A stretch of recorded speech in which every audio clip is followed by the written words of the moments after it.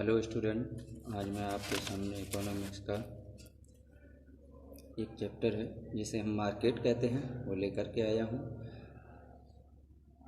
Market क्या होता है? बाजार, जहाँ पर क्रेता और विक्रेता दोनों उपस्थित होते हैं, उस क्षेत्र को या उस जगह को बाजार कहा जाता है। संक्षिप्त भाषा में है ये परिभाषा।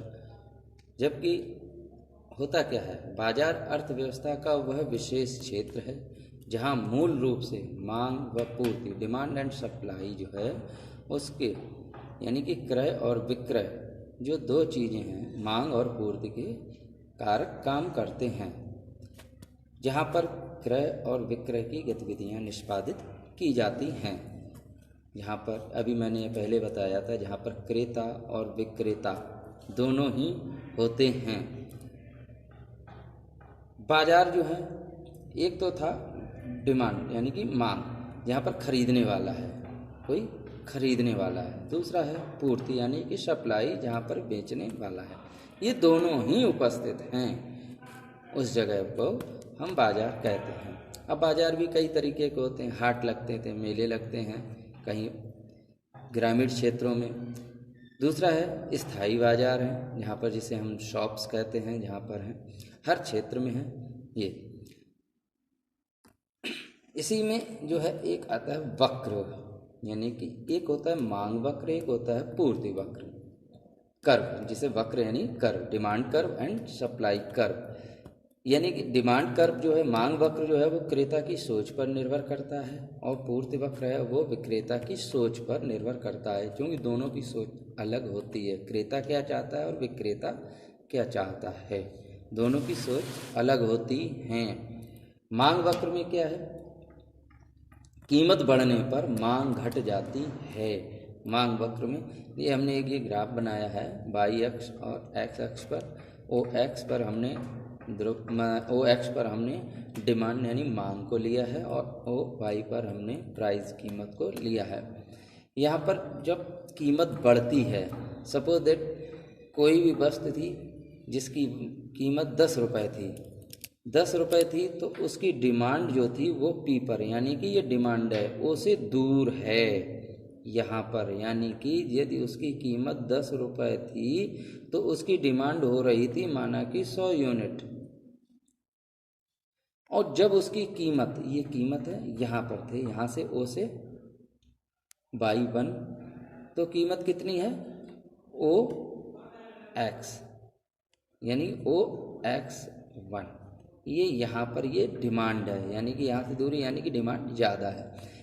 अब इसी प्रकार से किसी उस वस्तु की कीमत बढ़ने लगती है, 10 से 20 हुई, सपोज 20 हुई, तो यहाँ से जब हम इस ग्राफ को देखते हैं तो ये जो मांग वक्र P1 और P2 जो थे, यानी कि कीमत बढ़ती चली जा रही है और यहाँ पर डिमांड घटती चली जा रही है। तो ये जो बिंदु हैं P और P1, प्राइस P1 पर, यानी कि आप P2 पर क्या है, प्राइस अधिक है तो डिमांड ये कम है, और यहाँ पर क्या है, P1 पर प्राइस कम है और डिमांड ज़्यादा है। जब इन दोनों बिंदुओं को मिला देते हैं P1 और P को, तो जो वक्र प्राप्त होता है वो मांग वक्र होता है। ये रहा। अब हमने जो यहाँ पर जो बनाया था, ये P1 P2 जो हमने अभी दिया है, इसको हम थोड़ा और एक्सप्लेन करते हैं। तो अभी हमने बताया था 10 रुपये थी कीमत, तब डिमांड क्या थी, और जब कीमत 20 रुपये हुई तो डिमांड यहाँ पर आ गई, यानी कि कीमत यहाँ पर हो गया x2। अब यहीं से ये बढ़ करके यदि कीमत 30 रुपये हो गई है, तो ये डिमांड जो है वो घटकर हो गई है x3। जब इन सारे बिंदुओं को जब हम मिला देते हैं, x यानी कि P1 P2 और ये P2 हमने जो किया था उसे हम P3 मान लेते हैं, तो P1 P2 और P3, इन तीनों को जब हम जोड़ देते हैं तो ये जो कर्व जो ये प्राप्त हो रहा है, ये वो क्या है, मांग वक्र है। यानी कि कम कीमत ज़्यादा मांग, ज़्यादा कीमत कम मांग। इनको जो हम रेखीय रूप में प्रदर्शित करते हैं, कर्व रूप में जो वक्र जो प्राप्त होता है वो ध्रुव की ओर यानी कि अक्ष की ओर झुका हुआ होता है। अक्ष हमारा जो है वो यानी कि अक्ष की ओर। ये तो हुआ मांग वक्र। यहीं पर हमने जैसे दिखाया कीमत बढ़ने पर मांग घट जाती है, यानी कि P2 या P3 हमने जो ऊपर अभी बताया था P2 या P3 पर पॉइंट पर पहुंच जाती है। ऐसे ही यहाँ पर कीमत घटने पर मांग बढ़ जाती है, P1 P2। इसको हम उल्टा देखते हैं, यहाँ से ऊपर से नीचे आते कीमत ज़्यादा थी, अब कीमत घटना शुरू हो रही है तो क्या होगा, कीमत घट रही है। तब ठीक इसका उल्टा हो रहा है, पहले हमने बताया था कीमत बढ़ रही है और अब है कीमत घट रही है, ऊपर से नीचे की ओर। पहले 10 से 30 की ओर चढ़े थे, 10 से 20, 20 से 30 रुपये हो गई थी, तो उसकी मांग जो है वो घटती चली आ रही थी और अब हम कीमत को घटा रहे हैं। माना किसी चीज़ की कीमत 30 रुपये थी और अब उसकी 20 रुपये हुई, तो यही मांग बढ़ने लगी है। यानी कि ये जो बाई अक्ष है ओ पॉइंट से और ये बाई 2, ये दूरी देखिए आप, ये बढ़ रही है, यानी कि ये कीमत घटने से मांग बढ़ रही है। इसका उल्टा रूप देख रहे हैं, यही हो जाता है पूर्ति वक्र। ठीक इसका उल्टा है, ये जो मैं अभी आपको बता रहा हूँ वो है पूर्ति वक्र, यानी कि सप्लाई कर्व। यहाँ पर जब कीमत बढ़ने लगती है मांग घटने लगती है, कीमत घटने पर मांग बढ़ रही है और कीमत बढ़ने पर मांग घट रही है।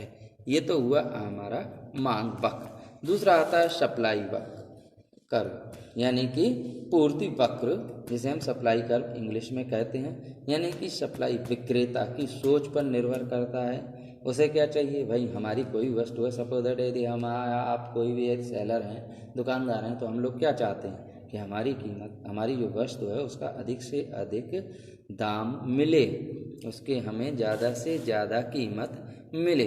उसके लिए क्या करना, हम कभी नहीं चाहेंगे कि हमारी 10 रुपये की चीज़ 5 रुपये में, 8 में या 9 में बिके। हम हमेशा चाहेंगे, या आप हमेशा चाहेंगे, हमारी वस्तु जो है वह अधिक से अधिक कीमत में बिके।